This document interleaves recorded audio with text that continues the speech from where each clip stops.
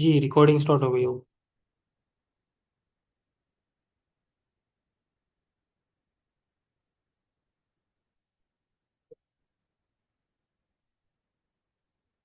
हाँ, आई code guru का introduction हो गया था।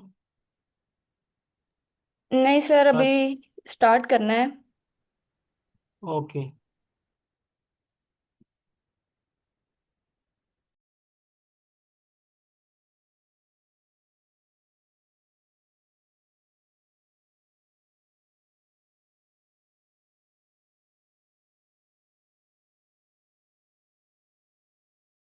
सर स्क्रीन शेयर हो रही है?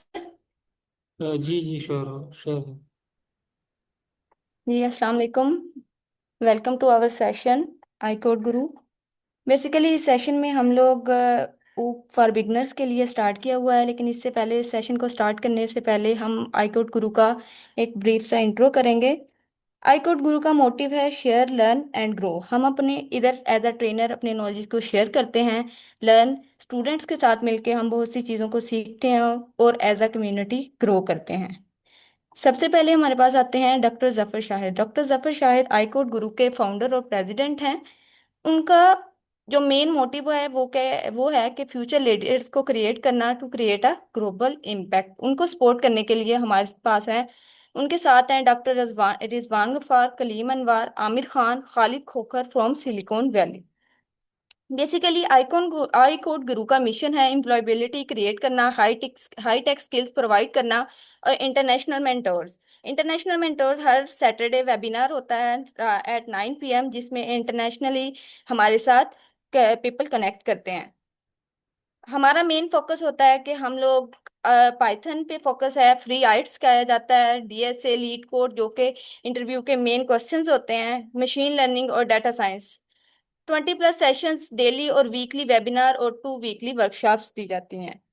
और ये सारे के सारे सेशन यूट्यूब पे लाइव होते हैं और इनकी प्लेलिस्ट भी यूट्यूब पे सेव होती है। आईकोड गुरु ने रिसेंट अचीवमेंट्स में 1000+ इंटरनेशनल अवार्ड्स और ग्लोबल हैकाथॉन में मतलब पार्टिसिपेट किया है। 1000+ fully funded graduate admission around the world including USA में हुए हैं। इसके अलावा आईकोड गुरु में 749 टीम्स थी, जिसमें 9x9 पजल में CS50X पजल डे में हार्वर्ड यूनिवर्सिटी में आईकोड गुरु ने से किया गया था। इसके अलावा इसमें हमारे पास 255+ मेंटोर्स होते हैं जो कि सिलेक्ट हुए थे एट कोड प्लेस में as a trainer Stanford University में। आईकोड गुरु में 301 स्टूडेंट्स होते हैं जिन्होंने गूगल कोड जैम में 2023 में पार्टिसिपेट किया था। 3 interns went to Etihad aviation group में जिसका अबू धाबी में हेडक्वार्टर है। हमारे पास आता है आईकोड गुरु में जो मेन यूनिवर्सिटीज हैं फॉल 24 में जिन्होंने फुली फंडेड स्कॉलरशिप अवेल किया था, वो यूनिवर्सिटी ऑफ एग्रीकल्चर फैसलाबाद, कायदे आजम यूनिवर्सिटी और यूनिवर्सिटी ऑफ गुजरात और जीसी यूनिवर्सिटी फैसलाबाद। इन स्कॉलरशिप होल्डर की जब हम प्रोफाइल देखते हैं तो इनकी CGPA रेंज 3.1 से 3.8, आइट्स रेंज है 6.1 से 6.5 से 7.5, पब्लिकेशन जीरो थी, GRE कोई नहीं था, और स्टडी गैप भी 1 to 15 ईयर्स, और 100% फी वाइवर भी था। Bank statement zero. इसके अलावा फॉल 25 में भी बिल्कुल इसी तरह जो हमारे पास university of Sargodha, university of agriculture Faisalabad, Punjab university और वर्चुअल यूनिवर्सिटी, इन सब यूनिवर्सिटीज के स्टूडेंट ने सेम प्रोफाइल के साथ यूएसए में फुली फंडेड स्कॉलरशिप अवेल किया। आईकॉट गुरु का जो सेशन था वो 2022 में ये सारा सिस्टम स्टार्ट हुआ। इसमें जब एज अ कम्युनिटी इसने स्टार्ट किया था तो 15K से भी लेस देन पीपल इसके साथ कनेक्टेड थे, लेकिन अब 2026 में 125K पीपल इसके साथ कनेक्टेड है। फुली फंडेड स्कॉलरशिप में जब यूनिवर्सिटीज ने अवेल किया था तो सबसे पहले 2022 में सिर्फ कायदे आजम यूनिवर्सिटी, फास्ट और वर्चुअल यूनिवर्सिटी, फ्यू यूनिवर्सिटीज थी। 9.4% और 9% आउट ऑफ 100। फिर हमारे पास 2023 में यूटी टेक्सिला और जीसी यूनिवर्सिटी फैसलाबाद, और फिर 2024 में हमारे पास यूनिवर्सिटीज की जो लिस्ट थी वो इंक्रीज हुई और कायदे आजम, एग्रीकल्चर फैसलाबाद और गुजरात और बहुत सी यूनिवर्सिटीज ने फुली फंडेड स्कॉलरशिप अवेल किए। इसके अलावा अब हम अपने सेशन को स्टार्ट करते हैं। हमारे सेशन का नेम है ऊ for absolute beginners, object oriented programming. इसमें हम basically object oriented programming start करेंगे और पाइथन के थ्रू ऊप को सीखेंगे, लेकिन आज हम डायरेक्टली कॉन्सेप्ट जो है ना कॉम्प्लेक्स नहीं करेंगे, बल्कि हम लोग बेसिक से स्टार्ट करेंगे। आप में से कितने स्टूडेंट्स हैं जिन्होंने इससे पहले पाइथन में प्रोग्रामिंग सीखी हुई है? हम लोगों को ऊप को स्टार्ट करने से पहले आप लोगों को इतना तो पता होना चाहिए कि जब हम ऊप स्टार्ट करने तो हमें बेसिक कॉन्सेप्ट्स का पता होना चाहिए। ऐसा हम पाइथन में ऊप स्टार्ट कर रहे हैं तो हमें ये नहीं है कि हम लोग इसमें कि हमें पाइथन का एज सच एक्सपर्ट होना चाहिए। नहीं, हमें पाइथन का अगर बेसिक सिंटैक्स भी आता है तो हम लोग बहुत अच्छे से ऊप को सीख सकते हैं। बेसिक अंडरस्टैंडिंग हमें होनी चाहिए कि वेरिएबल्स क्या होते हैं, डेटा टाइप्स क्या होती हैं, कंडीशनल स्टेटमेंट्स, फंक्शंस क्या होते हैं। मतलब किसी को पता है वेरिएबल क्या होता है?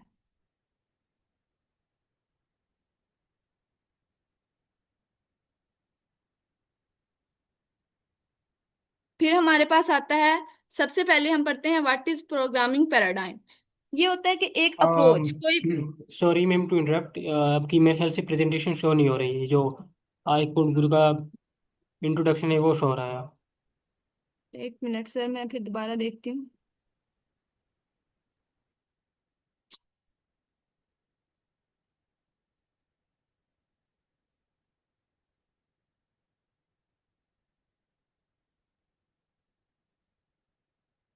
सर अब शो हो रहा है?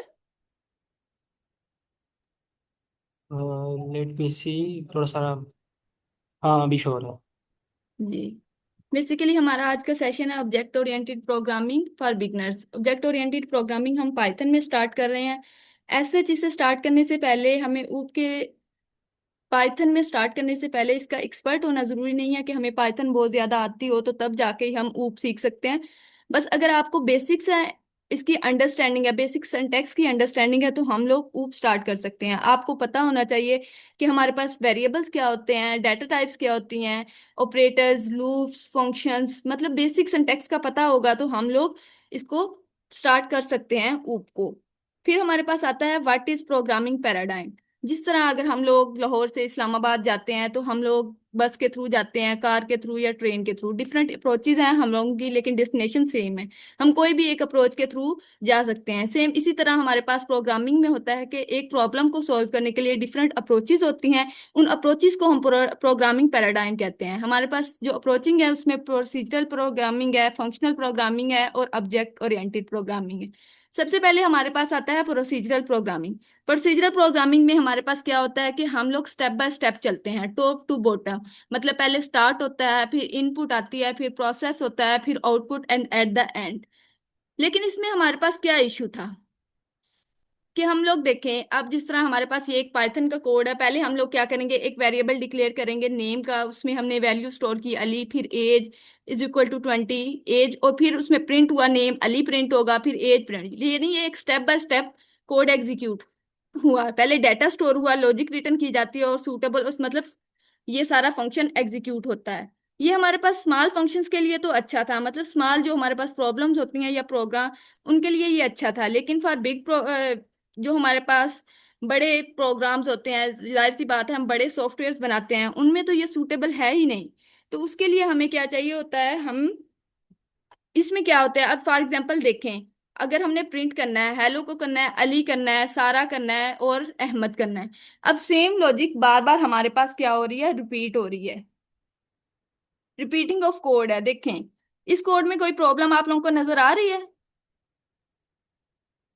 एक ही लॉजिक को प्रिंट करना है। अगर हम लोगों ने 100 स्टूडेंट्स को इस तरह प्रिंट करवाना है कि अली है, अहमद है, एक क्लास के 60 स्टूडेंट है, उनको प्रिंट करवाना है, तो क्या हम इस तरह लिखेंगे? प्रोग्रामिंग में हमें क्या है, हमें इस रिपीटिंग लॉजिक को अवॉइड करना होता है। हमें चाहिए कि हम सिंपलर वे से अपनी प्रॉब्लम को सॉल्व करें जितना हो सके। इसके लिए हम लोगों ने नेक्स्ट आते हैं फंक्शनल प्रोग्रामिंग। फंक्शनल प्रोग्रामिंग से हमारे पास जो होता है, इसमें ये वाला हमारे पास इशू रिजॉल्व हो गया कि हम लोगों की रिप्लिकेशन नहीं, रिडंडेंसी कम होगी, रेपिटेशन ऑफ कोड कम होगी। अब हम लोगों को सेम लॉजिक को रिपीट नहीं करना पड़ता, बल्कि रीयूजेबिलिटी इंक्रीज होगी। हम उसी फंक्शन को नेक्स्ट फंक्शन में कॉल करते हैं और इसको इजीली यूज करते हैं। अब जिस तरह इसने ग्रीट का एक फंक्शन बनाया और हमने जस्ट ग्रीट के फंक्शन को कॉल करके उसको यूज कर लिया और सारे हम स्टूडेंट्स फॉर एग्जांपल कॉल कर सकते हैं। लेकिन इसमें भी यही था कि जब एक ही भी होगा, एक दफा फंक्शन लिखते हैं इससे, राइट वंस फिर क्रिएट फंक्शन हो जाता है, वो मल्टीपल टाइम हम इसको यूज कर सकते हैं। लेकिन अगर हमारे पास फंक्शंस ग्रो हो जाता है, फॉर एग्जांपल जब हमारे पास स्मॉल फंक्शन था तो कुछ वेरिएबल से, कुछ फंक्शन से लिमिटेड सी फंक्शनैलिटी थी तो हमने उसे यूज कर लिया। लेकिन जैसे जैसे हमारा आगे आगे सॉफ्टवेयर ग्रो होता है, हमारे पास ई कॉमर्स सिस्टम आ गया या बैंकिंग सिस्टम आ गया, उसके लिए तो ये भी रियूजेबल नहीं है, डाटा भी ज्यादा है, फीचर्स भी ज्यादा है। तो हमें किसकी तरफ जाना था? इन लार्ज प्रोग्राम्स को हैंडल करने के लिए हमारे पास कोई तो सिस्टम होना चाहिए था ना। फॉर एग्जांपल जिस तरह अब यूनिवर्सिटी मैनेजमेंट सिस्टम है, इसमें स्टूडेंट्स हैं, टीचर्स हैं, कोर्सेज हैं, डिपार्टमेंट है।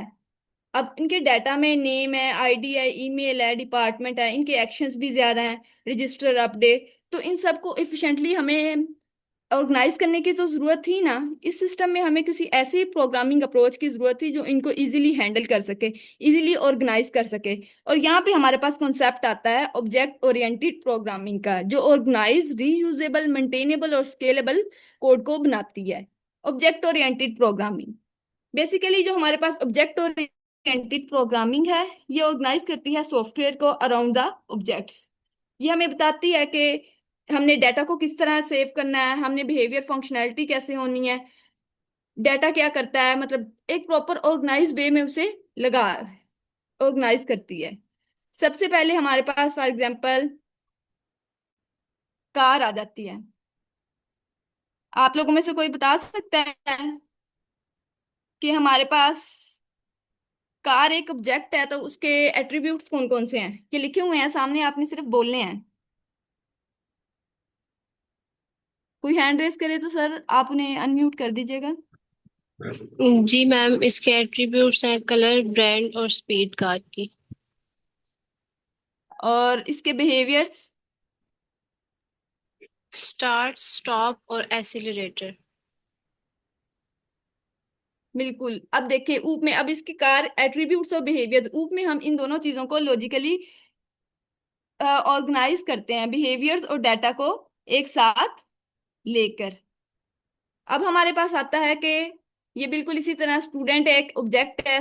स्टूडेंट के एट्रीब्यूट्स में हमारे पास नेम आ गया, रोल नंबर आ गया, एज आ गया, सेमेस्टर आ गया, ईमेल आ गया। और इसके बिहेवियर में हमारे पास आ गया study, register course, take exam, view result. ये सारे हमारे पास इसके क्या हैं? बिहेवियर हैं। हम लोग लेते हैं क्लास का बेसिक आइडिया। क्लास क्या होती है? किसी को पता है? किसी ने अगर पढ़ा हो? ये फॉर एग्जांपल इस तरह होती है, जिस तरह अगर हमने पहले कोई भी घर बनाना हो तो सबसे पहले हम क्या बनाते हैं? मैम, उसका मैप बनाते हैं, नक्शा एक। बिल्कुल इसी तरह। इसी तरह अब हमने एक ऑब्जेक्ट बनाना है तो उसके लिए हम लोग सबसे पहले क्या बनाएंगे? उसका एक ब्लूप्रिंट बनाएंगे, उसका एक नक्शा बनाएंगे, एक डिजाइन बनाएंगे। ऑब्जेक्ट के लिए भी हमें सबसे पहले किसकी जरूरत पड़ती है? एक क्लास की जरूरत पड़ती है। फॉर एग्जाम्पल जिस तरह अब हमारे पास क्या होती है, कोई भी स्कूल है या कॉलेज है, सबसे पहले उसमें क्या होती है? उसमें क्लास होती है। और क्लास में देन आगे हमारे पास क्या होते हैं? स्टूडेंट्स। स्टूडेंट्स उसके ऑब्जेक्ट होते हैं। तो सबसे पहले हमारे पास क्या बनती है? एक क्लास बनती है।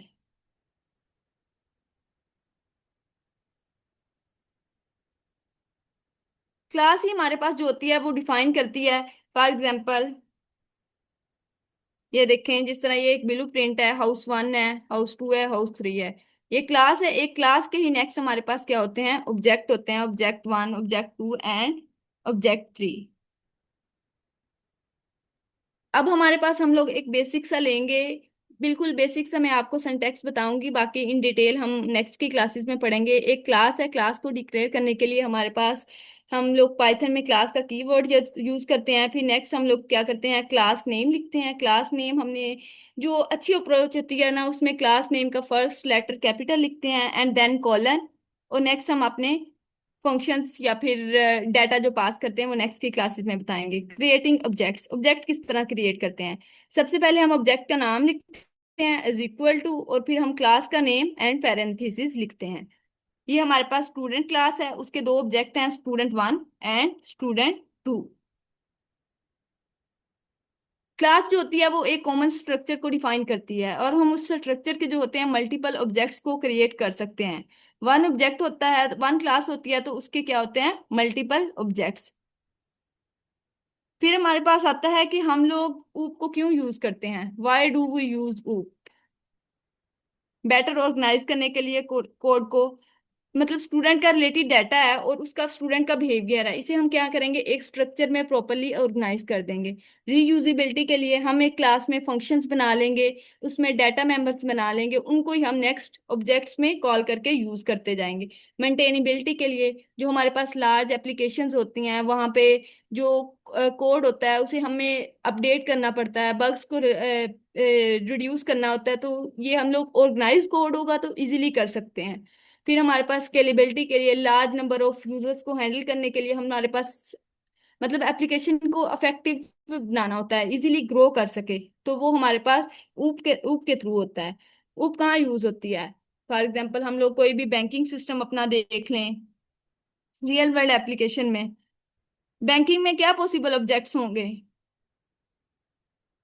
एनीवन, क्या पॉसिबल ऑब्जेक्ट्स होंगे जो बैंकिंग के सिस्टम को यूज कर रहे हैं। जिस तरह एक क्लास में स्टूडेंट्स एक ऑब्जेक्ट्स होते हैं, तो इसी तरह एक बैंक का सिस्टम है, तो उसमें हमारे पास कौन से ऑब्जेक्ट्स होंगे उसमें, जी, तो उसमें बता। मेरे ख्याल से एक कस्टमर का अकाउंट होगा, उसके डिटेल्स होंगे, लाइक उसका एड्रेस वगैरह हो गया, जी जी और बिल्कुल। उसका फोन नंबर, CNIC, जी जी। इस टाइप के एट्रीब्यूट्स होंगे मेरे ख्याल से। और इसी तरह हमारे पास जो ई कॉमर्स एप्लीकेशंस होती हैं उसमें भी हमारे पास जो ऑब्जेक्ट्स होते हैं वो यूजर हो गया, प्रोडक्ट हो गई, कार्ट हो गया, ऑर्डर हो गया, मतलब हमारे पास एक।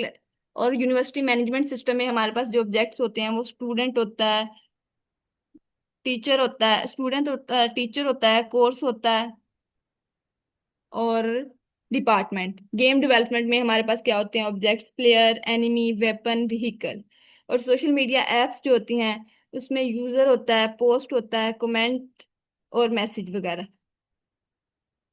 हमारे पास जो है ऊप के 4 पिलर्स हैं, जो मेन ऊप का कॉन्सेप्ट है। अगर आपसे ऊप के जो मेन हमारे पास अगर देखें, हमारे पास इंटरव्यूज या कॉम्पिटेटिव एग्जाम्स होते हैं, उनमें ऊप का कोई अगर हमारे पास कोडिंग रिलेटेड कोई क्वेश्चन ना आए, तो हमारे पास ऊप के थियोरेटिकल क्वेश्चंस में से जरूर कोई क्वेश्चन आ जाता है। ऊप हमारे कॉम्पिटेटिव एग्जाम्स और इंटरव्यूज के लिए बहुत इंपॉर्टेंट होती है, और ये 4 पिलर्स ऑफ ऊप जो है हमारे पास ज्यादातर क्वेश्चंस इन्हीं में से आता है। और ऊप जो है वो अगर आपको ये 4 कॉन्सेप्ट समझ आ जाता है, इनकी अंडरस्टैंडिंग हो जाती है, तो आपको ऊप समझ आ जाती है।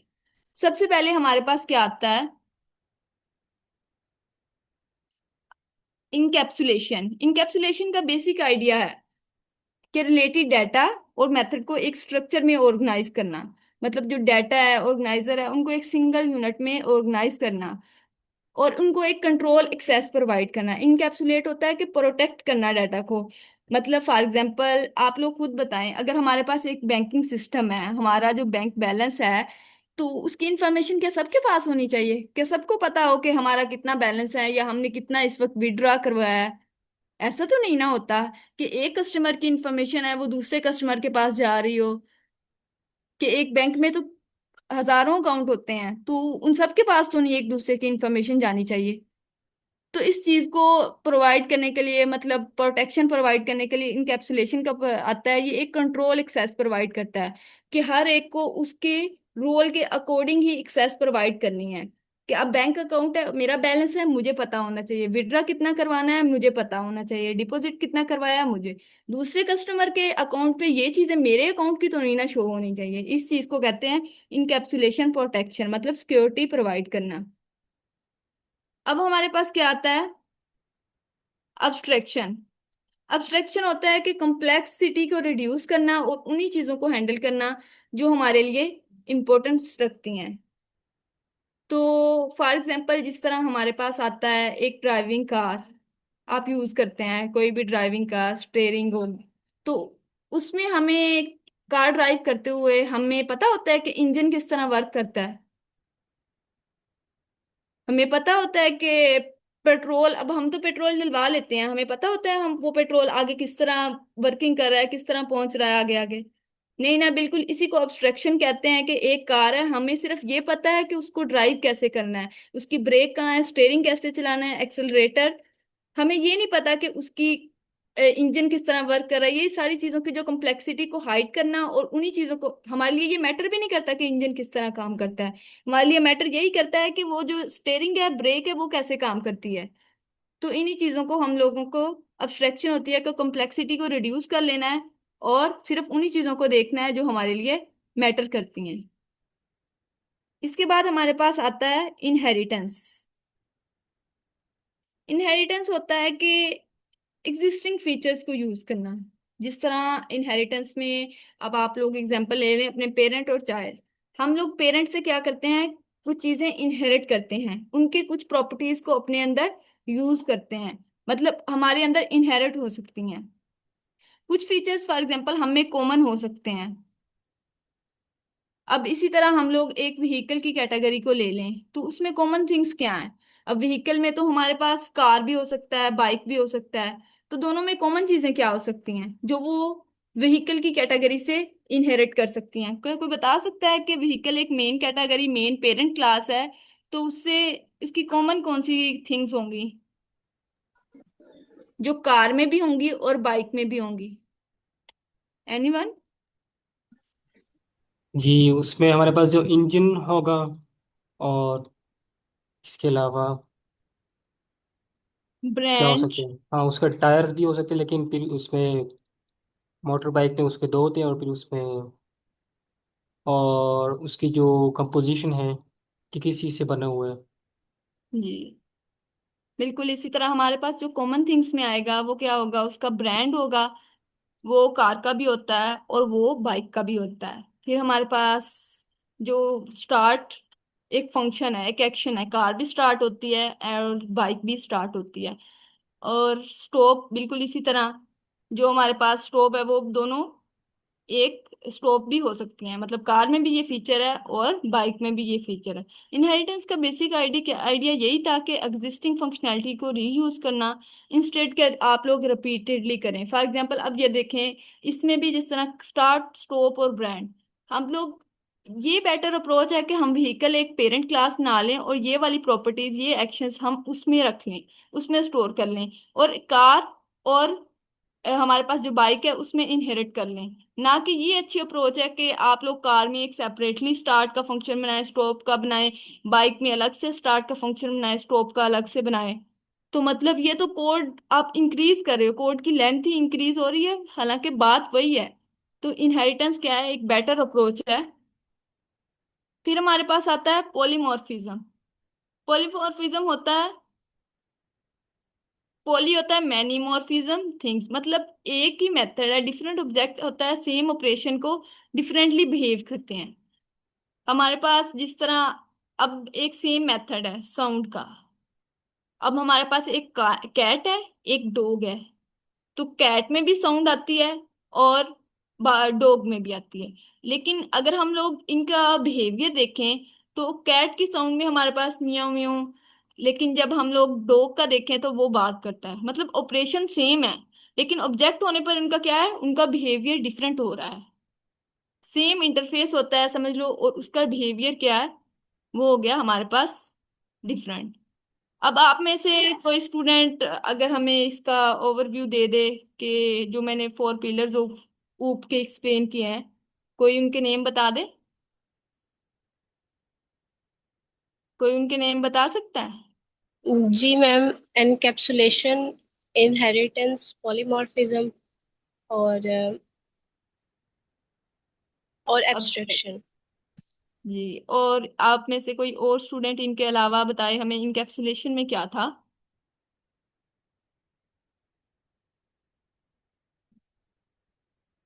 इनकैप्सुलेशन में क्या पढ़ा था हमने?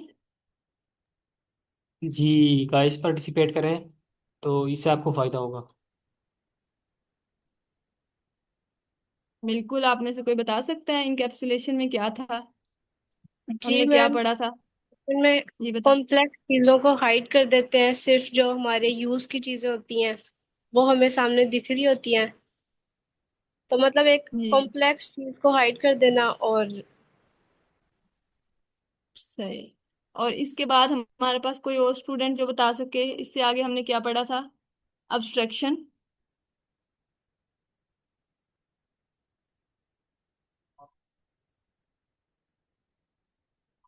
अब्स्ट्रक्शन में हमारे पास क्या होता है, हम लोग कम्प्लेक्सिटी को हाइड करते हैं और जो हमारे पास उन्हीं चीजों को शो करवाते हैं जो हमारे पास जरूरी हैं। ये हमने पढ़ा था अब्स्ट्रक्शन में कि कॉम्प्लेक्सिटी को हाइड करना, उन चीजों को शो करना जो हमारे पास जरूरी है। मतलब कॉम्प्लेक्स फीचर्स हर एक के साथ शो करने जरूरी नहीं है। फॉर एग्जांपल अगर हम लोग एक ऐप की एग्जांपल लें, तो हम लोग जब लॉगिन करते हैं, लॉगिन करते हुए एज अ यूजर अगर मैं लॉगिन कर रही हूँ, तो मुझे ये इंफॉर्मेशन नहीं होनी चाहिए कि बैकएंड पे क्या हो रहा है, क्या हम लोग अथेंटिकेशन में क्या क्या कर रहे हैं, हमने फायरबेस पे डाटा स्टोर कर रहे हैं, हम किस जगह पे डाटा स्टोर कर रहे हैं। मुझे उस वक्त सिर्फ कंसर्न है तो इस चीज से है कि मैंने लॉगिन करना है या मैंने साइन अप करना है और मैंने नेक्स्ट पेज पे मूव करना है। तो जितनी चीज की जरूरत है, जितने कॉन्सेप्ट की जरूरत है, उस यूजर को उसके रोल के अकॉर्डिंग उतना ही प्रोवाइड करना, इस चीज को हम कहते हैं अब्स्ट्रक्शन। और हमारे पास इनहेरिटेंस क्या होता है, कोई बता दे, आप लोगों के कॉन्सेप्ट रिवाइज हो जाएंगे। ये वासिफ जावेद हैं, आप इन्हें अनम्यूट कर दें एक दफा। सर यावर, आप इन्हें अनम्यूट कर दें। जी मेरे ख्याल से वो अनम्यूट हो सकते हैं। ये चलें फिर। मैडम इनहेरिटेंस में ये होता है ना, जो विरासत में मिली होती हैं क्वालिटीज उनको रीयूज करना। सही। और फिर हमारे पास क्या रह जाता है, पॉलीमॉर्फिज्म। कोई पॉलीमॉर्फिज्म के रिलेटेड बता दे, आप ही बता दें Wasif. Polymorphism means madam, poly का मतलब होता है डिफरेंट, मतलब एक ही आपके पास अगर ऑब्जेक्ट है तो वो डिफरेंट बिहेव करता है। लाइक साउंड है कैट का तो वो डिफरेंट है, इसी तरह डॉग का जो साउंड है वो डिफरेंट है। सही। और अब हमारे पास सारे हो गए हैं ऊप के मेन कॉन्सेप्ट्स। अच्छा मैं थोड़ा सा और इसमें ऐड करूंगा मैम, ये जो इंकेप्सुलेशन है ना उसमें एक एनालॉजी यूज होती है कि हमारे पास ना एक अगर आपने कैप्सूल देखी होगी जो हमारे पास टेबलेट्स होती हैं, जी तो जी उसके उसको हम ना उसके अंदर जब जो ड्रग्स होते हैं वो उसमें उसके अंदर हम इंकेप्सुलेट करते हैं, मतलब उसके अंदर बंद कर देते हैं। तो सिमिलरली हमारे पास यहाँ पे भी ऐसे ही होता है कि हमारे पास ना जो प्रॉपर्टीज होते हैं ये जो हम उसको एट्रीब्यूट्स बोलते हैं और बिहेवियर, वो दोनों चीज़ों जो हम दोनों चीज़ों को हम क्या करते हैं कि हम ना एक ही क्लास में बंद कर देते हैं, मतलब उसको इनकैप्सुलेट करते हैं। तो क्या होता है कि हम ना मतलब कोई उससे उसको उस जो भी बिहेवियर्स होते हैं या फिर उसके जो एट्रीब्यूट्स होते हैं वो कोई बाहर से एक्सेस नहीं कर सकता। तो ये जी इनकैप्सुलेशन हो गया। और ये जो दूसरा है एब्स्ट्रैक्शन, वो क्या होता है कि हमारे पास ना एक अगर आपने पढ़ा होगा एब्स्ट्रैक्ट नाउन, जो हमारे पास मतलब जो ख्याली नाउन होते हैं, मतलब जिसकी जी फिजिकल एग्जिस्टेंस नहीं होती है, जी उसको जी हम एब्स्ट्रैक्ट नाउन बोलते हैं। और यहाँ पे एक उसका दूसरा एग्जांपल ये होगा कि हमारे पास ना लाइब्रेरीज होते हैं, पाइथन में भी होते हैं, सी प्लस प्लस में भी होते हैं। तो हम सिंपली उसको उसके अंदर जो फंक्शंस होते हैं ना वो यूज़ करते हैं, डायरेक्टली उसको कॉल कर लेते हैं, उसके जो बैकएंड होते हैं ना उसको हम नहीं देखते। और सही लाइक ये हमारे पास प्रिंट फंक्शन है ना, तो वो सिंपली हम उसको प्रिंट यूज़ करके कोई भी चीज़ हम उसके लिए उसके थ्रू प्रिंट कर देते हैं। और उसके बैकएंड में क्या हो रहा है उसको हम नहीं देखते। जिस तरह से मैम ने बताया था कि हमारे पास इंजन किस तरह से काम कर रहे हैं उसको हम नहीं देखते, बस सिंपली हम अ, उसको चलाते हैं और उसमें फ्यूल डालते हैं और दैट्स इट। तो ये था हमारे पास एब्स्ट्रैक्शन और इनकेप्सुलेशन। आई होप सो कि मैंने कुछ थोड़ा सा उसको, थैंक यू मैम, आपने बहुत अच्छे से एक्सप्लेन किया, आप कंटिन्यू कर लें। जी। अब हमारे पास आता है, हम इस चीज को देखते हैं कि आप लोग ये ना देखें कि अब आज हमने सारे कॉन्सेप्ट्स को मास्टर करना है, इसकी जरूरत नहीं है। बल्कि मैं आपको इस कोर्स की आउटलाइन शेयर करती हूँ नेक्स्ट कॉन्सेप्ट से पहले। एक मिनट।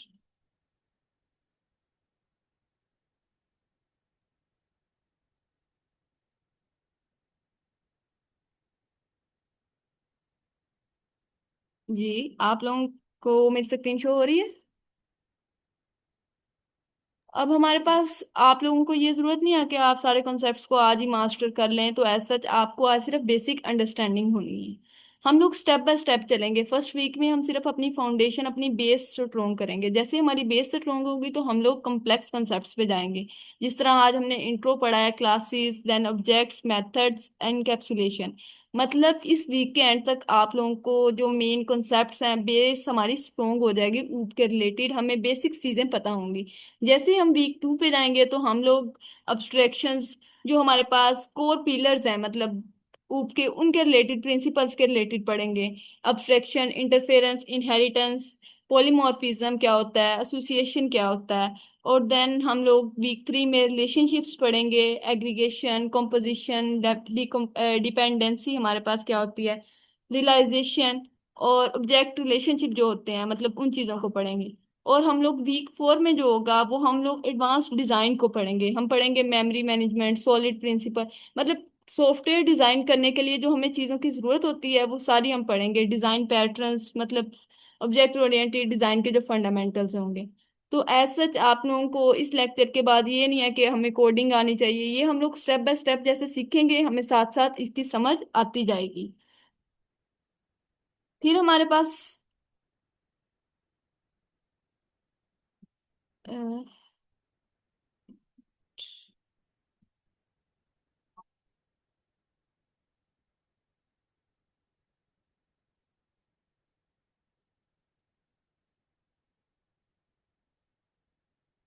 जी, अब हम लोग आप लोगों को आज मैंने बेसिक कंसेप्ट बता दिया क्लास कैसे बनती है, ऑब्जेक्ट कैसे बनता है। तो आप लोग एज अ ऊप डेवलपर इस चीज को लें, मतलब अपने आप को समझें, और इस सिनेरियो को लें कि आपने एक यूनिवर्सिटी मैनेजमेंट सिस्टम बनाना है।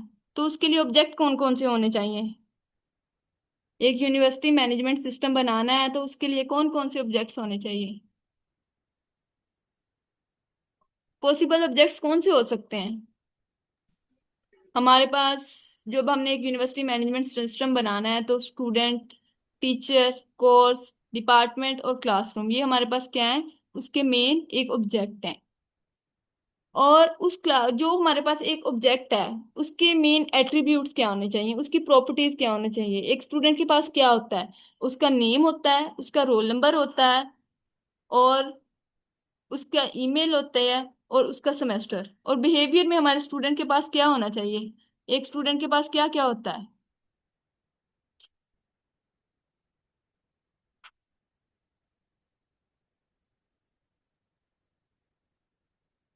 कोई बता सकता है? ये सामने लिखे हुए हैं, देख के बताने हैं आपने।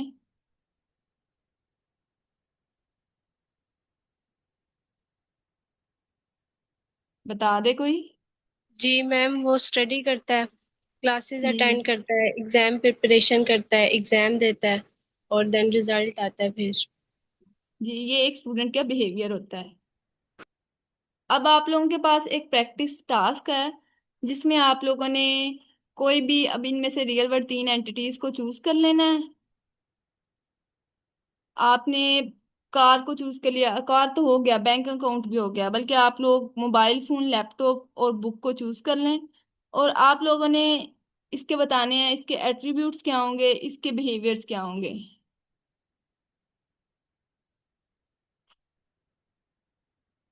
जिस तरह फॉर एग्जांपल, अब मैं आपको बता देती हूँ, हमारे पास मोबाइल फोन है। मोबाइल फोन का क्या होता है, इसके जो एट्रीब्यूट्स हैं उसमें हमारे पास इसका ब्रांड आता है, इसका मॉडल आता है, इसकी बैटरी आती है।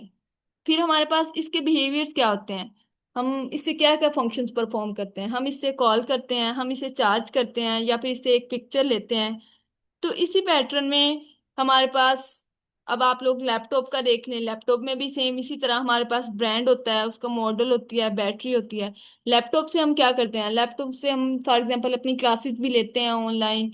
फिर इसके अलावा हम उसे भी चार्ज करते हैं लैपटॉप पे, ऑनलाइन जूम मीटिंग्स। ये सारी चीजें आपने इस तरह कोई 3 to 4 एंटिटीज ले लेनी है, और आपने उनके रिलेटेड ये प्रैक्टिस करनी है कि उनके, हमारे पास इन ऑब्जेक्ट्स के एट्रीब्यूट्स क्या बन सकते हैं और इनके फंक्शंस क्या बन सकते हैं। तो आज का जो हमारा पास फाइनल, हम अपनी समरी करते हैं कि हमने आज ओवरऑल क्या पढ़ा। हमने बेसिकली आज जो पढ़ा है, सबसे पहले मैंने आपको बताया कि आपको पाइथन की क्या अंडरस्टैंडिंग होनी चाहिए, आपको पता होना चाहिए पाइथन में, आपको पता हो वेरिएबल, डाटा टाइप्स, इनपुट्स। फिर हमने पढ़ा प्रोग्रामिंग पैराडाइम, मतलब किसी भी प्रॉब्लम को सॉल्व करने के लिए जो अप्रोच यूज की जाती है उसे प्रोग्रामिंग पैराडाइम कहते हैं। फिर देन हमने मूव किया प्रोसीजरल प्रोग्रामिंग पे। प्रोसीजरल प्रोग्रामिंग में हम स्टेप बाय स्टेप कोड को एग्जीक्यूट करते हैं, लेकिन इसमें हमारे पास क्या था, इशू था, रिपीटेड कोड आ गया। फिर हम लोग किस पे पहुंचे, फंक्शनल प्रोग्रामिंग पे। मतलब हम फंक्शंस को यूज करना शुरू है, और फंक्शंस को यूज करके हम लोग ने अपनी डुप्लीकेशन रेपिटेशन को तो रिड्यूस कर लिया और यूजेबिलिटी को इंक्रीज कर लिया, लेकिन जो हमारे पास बड़े बड़े सॉफ्टवेयर थे उधर ये यूज नहीं हो सकता था। तो हम लोग किस पे पहुंचे, हम अपने मेन कॉन्सेप्ट पे पहुंचे पहुंचे ऊप, ऑब्जेक्ट ओरिएंटेड प्रोग्रामिंग पे। ऑब्जेक्ट ओरिएंटेड प्रोग्रामिंग में हमने क्या किया, एक सॉफ्टवेयर के अराउंड ऑब्जेक्ट्स को ऑर्गेनाइज वे में अरेंज करना। ऑब्जेक्ट ओरिएंटेड प्रोग्रामिंग में हमने फिर डिफरेंट ऑब्जेक्ट्स के रिलेटेड पढ़ा, स्टूडेंट में नेम होता है, एट्रीब्यूट्स, रोल नंबर, बिहेवियर्स। फिर हम लोगों ने इसके बाद क्लास का बेसिक आइडिया लिया कि क्लास एक ब्लूप्रिंट होता है ऑब्जेक्ट का, मतलब सारी इंफॉर्मेशन जो ऑब्जेक्ट के रिलेटेड होती है ना वो सारी इसमें क्लास में सेव होती है। फिर हम लोग आए अपने इसके बेसिक सिंटैक्स पे। क्लास, स्टूडेंट, क्लास कीवर्ड है स्टूडेंट, एंड देन उसके एट्रीब्यूट्स और फंक्शंस और स्टूडेंट। अब हमने बेसिक सा सिंटैक्स देखा कि ऑब्जेक्ट किस तरह क्रिएट किए जाते हैं। ऊप हम लोग किस लिए यूज करते हैं, बेटर ऑर्गेनाइजेशन, रीयूजेबिलिटी, मेंटेनेबिलिटी के लिए। फिर हमारे पास आया कि हमने रियल वर्ल्ड सिस्टम्स में कहाँ पे ऊप यूज की, university management, banking system, e commerce.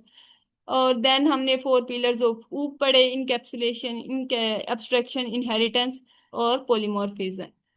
और देन हमने इसका ऊप के बेसिक कॉन्सेप्ट्स के साथ बेसिक सिनेरियो भी देखा, प्रैक्टिकल टास्क भी देख लिया। अब हमारे पास वीक वन का जो था ना, ओवर डे वन, वो हमने ओवर अपना टास्क कंप्लीट कर लिया, उसे हमने अचीव कर लिया। तो हम लोग जो हमारा कल का टास्क होगा वो यही होगा, हम लोग देखेंगे पाइथन में क्लासेस कैसे क्रिएट की जाती है, उसका सिंटैक्स, क्लास के एट्रीब्यूट्स, हमें क्लास की जरूरत क्यों है। अपनी फर्स्ट क्लास क्रिएट करेंगे और कल से हम लोग अपने प्रैक्टिकली कोडिंग को स्टार्ट करेंगे। सर यावर कुछ कहना चाहें तो।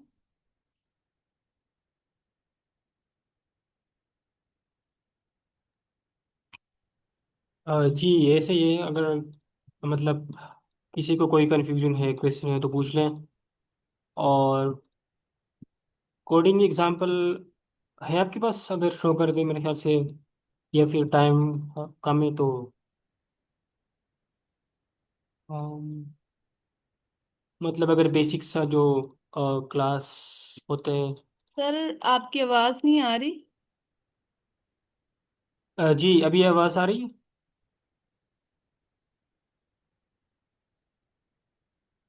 कोई और कंफर्म कर दें कि मेरी आवाज़ आ रही है। अच्छा सर, आवाज आ रही है। मुझे एक अच्छा। दोबारा बोलिएगा जी कि जो स्टार्ट वाली प्रोग्रामिंग थी उसको क्या हाँ मैं बोलते थे? हाँ, मैं कह रहा था कि ना, अगर इस तरह कर लेंगे, मतलब कोई भी एग्जांपल कर दें कोडिंग के थ्रू, कि किस तरह से हम क्लासेस बनाते हैं और फिर उसका ऑब्जेक्ट्स क्रिएट करते हैं, या फिर हम उसको ना कोई नेक्स्ट सेशन उसमें कर देंगे कल फिर। ओके।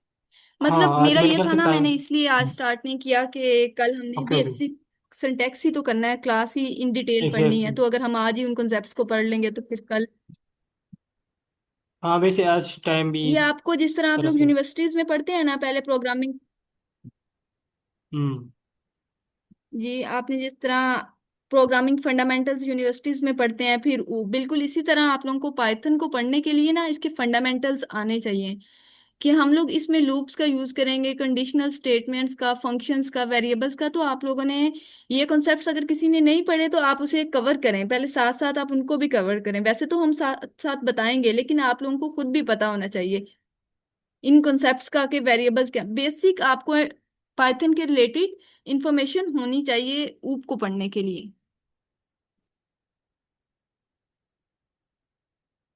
किसी का कोई क्वेश्चन।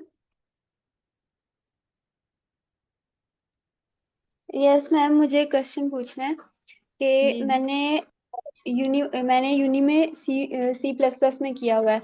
वो पढ़ी जी थी वहां पर, बट वहाँ पर ना उन्होंने क्योंकि टीचर्स जो हैं उन्होंने ना खुद की एकेडमीज वगैरह बनाई हुई हैं, और वो टीचर हमें नहीं पढ़ाते थे। लाइक अगर हमने उनसे कहना होता था कि सर पढ़ा दें, एंड वो कहते थे कि बेटा आप एकेडमी ज्वाइन कर लें। लाइक यूनी में भी जाकर अगर हमें एकेडमी ज्वाइन करनी है तो फिर यूनी जाने का क्या फ़ायदा। और इसीलिए उन्होंने हमें ना तो उन्होंने हमें सही से पढ़ाई, और हमें खुद में भी इतना नहीं था कि हम कहीं और से पढ़ लें। लाइक हम कहीं से भी यूट्यूब से लेक्चर्स लेते हैं तो वहाँ से या तो समझ नहीं आती, और अगर समझ आ जाती है तो इतने हम नहीं रहते हैं कि हम हर रोज़ लेक्चर लें, इतना वो नहीं करते। तो ये चीज़ है कि मैंने हम मेरी डिग्री है डाटा साइंस, एंड मैं चाहती हूँ कि मैं उस चीज़ को आगे जाके, क्योंकि पाइथन का ही ज़्यादा है हमारी डिग्री में, तो मैं चाहती हूँ कि मैं इस चीज़ को ज़्यादा लेकर पाइथन में जाऊँ। मैंने पाइथन स्टार्ट किया है, स्टार्टिंग बिगनर लेवल से लर्न करना, बट मुझे ऊपर अच्छे से नहीं आती। मैंने पाइथन को स्टार्ट किया, लाइक मुझे उसके जो सिंटैक्स में है ना वो आता है, डाटा टाइप बहुत अच्छे से आती हैं, एंड लूप्स भी आती हैं, इफ एल्स की कंडीशंस भी आती हैं, जो है ना मतलब मेथड्स और इस तरह की जो वो चीज़ें हैं ना वो अच्छे से नहीं आती हैं, बल्कि आती नहीं है। तो क्या ऐसे हो सकता है कि मतलब हम साथ साथ में वो लर्न करते हैं और साथ में ऊप को स्टार्ट कर लें पाइथन में ही? आपको मतलब मेथड्स नहीं आते, फंक्शंस वगैरह नहीं आते, पॉइंटर्स, ये चीजें नहीं आती? जी वो सारी चीजें उनमें से कुछ भी नहीं आता, बस उसके जो बेसिक बेसिक चीजें हैं ना वो आती हैं, लिस्ट तक आता है, लाइक टर्पल्स भी नहीं आते और मेथड्स वगैरह कुछ भी नहीं आता। वैसे तो एज सच हम लोग जिस तरह इसमें अप्लाई करते जाएंगे, आप लोगों को साथ साथ एक्सप्लेन करते जाएंगे। हम लोग अपनी पूरी कोशिश करेंगे कि हर कंसेप्ट को हम लोग इन डिटेल एक्सप्लेन करें। लेकिन अगर आपने इन डिटेल ज्यादा उन कॉन्सेप्ट्स को बहुत अच्छे से सीखना है, क्योंकि हमारा कोर्स ऊप के रिलेटेड है, तो हमने ज्यादा इस पे भी फोकस करना है। तो आई कोड गुरु के हमारे पास और भी सेशंस होते हैं, पाइथन फॉर एब्सोल्यूट बिगनर्स, आप उनसे सीखें। मतलब अभी तो समर ब्रेक चल रही है यूनिवर्सिटीज की, तो आप इजीली 1 घंटा अगर आप उसे दें रात को, सुबह उठ के आप इसके कॉन्सेप्ट्स भी सीखें। मतलब आप डेली का 1 घंटा अगर उसके लिए इसके लिए निकाल रही हैं, तो आप 1 घंटा अपनी अब्सोल्यूट बिगनर्स मतलब अपनी बेसिक्स को भी स्ट्रोंग करने के लिए निकालें। वैसे हम कोशिश करेंगे कि साथ साथ आपको हर कंसेप्ट को एक्सप्लेन करें कैसे होता है। जैसे जैसे अप्लाई करेंगे हम लोग आप लोगों को बता देंगे, बताएंगे, इंशाल्लाह अच्छे से ही लेके चलेंगे। जी अच्छा। मैम मैं ये कह रही हूँ कि क्या? मैं ये कह रही हूँ कि अगर हम साथ साथ में वो मतलब वो खुद से लर्न कर लेंगे, बट ऐसे हो सकता है कि हम साथ में ऊप को भी कर लें, कि ये ना हो कि बाद में इसमें डिफिकल्टी आए। जी जी, साथ साथ हम ऊप पढ़ेंगे ना, ऊप में अगर हम जैसे वो कंसेप्ट अप्लाई होंगे हम आपको बताते जाएंगे बेसिक उसकी। फॉर एग्जांपल जिस तरह अब फंक्शंस है, हम लोग फंक्शन जब क्रिएट करेंगे हम आपको साथ बता देंगे कि फंक्शंस क्या होते हैं। एक स्पेसिफिक ब्लॉक ऑफ कोड होता है जिसमें हम लोग एक प्रॉपर टास्क परफॉर्म करते हैं। इसी तरह जब लिस्ट टपल्स के रिलेटेड भी हम लोग अप्लाई करेंगे तो हम लोग आप लोगों को साथ साथ एक्सप्लेन करते जाएंगे। एक्चुअली ये जो 6 AM पे हमारा एक दूसरा कोर्स आज स्टार्ट हुआ है, उसमें हमने C++ का जो बेसिक्स है वो स्टार्ट किए हुए हैं। तो अगर आपको मतलब फंक्शंस वगैरह किस तरह से हमने क्रिएट करने होते हैं और फंक्शंस क्या होते हैं, वो अगर आपने सीखना हो तो वहाँ पे भी आपको आइडिया हो जाएगा।